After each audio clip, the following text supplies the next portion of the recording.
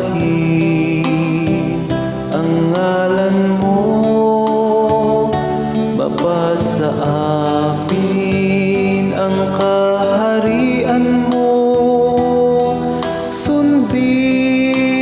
ang loob mo dito sa lupa para nang sa langit. Bigyan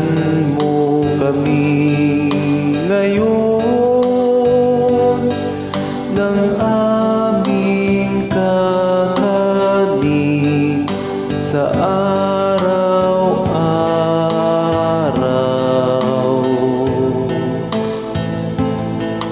at patawarin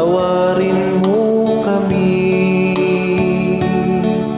sa aming mga sala, para ng pagpapatawad namin sa nagkakasala